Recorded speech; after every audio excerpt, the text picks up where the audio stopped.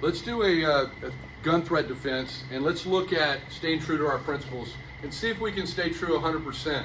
And so what are the principles? Well, identify the primary threat, strike, clinch, finish. So traditionally, I would take this gun defense and give up and comply until my opportunity came.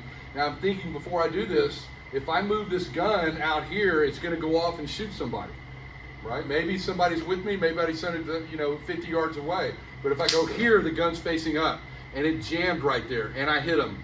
But these two guys could pull weapons.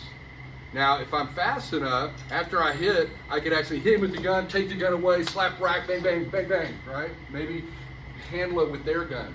Problem is, I read a statistic that 53% of all bad guy guns are either broken, unloaded, or actually toy guns. So let's look at it while I'm using my gun to do the gunfighting, and I neutralize the gun threat while trying to use him as a body blocker and neutralize all three. So here's what it could possibly look like. First of all, primary threat, line of fire, not just for me, but for anybody.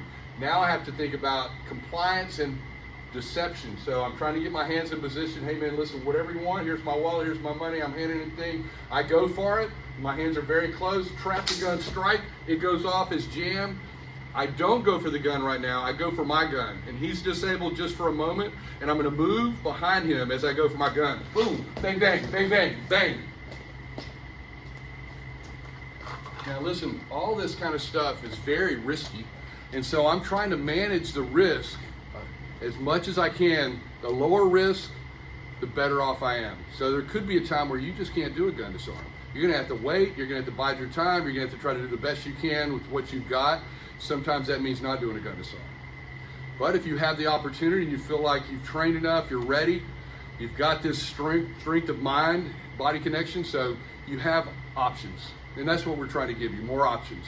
So training is therapy. It's not just training, it's training with purpose. So you're handling fitness as well as knowledge in martial arts against threats.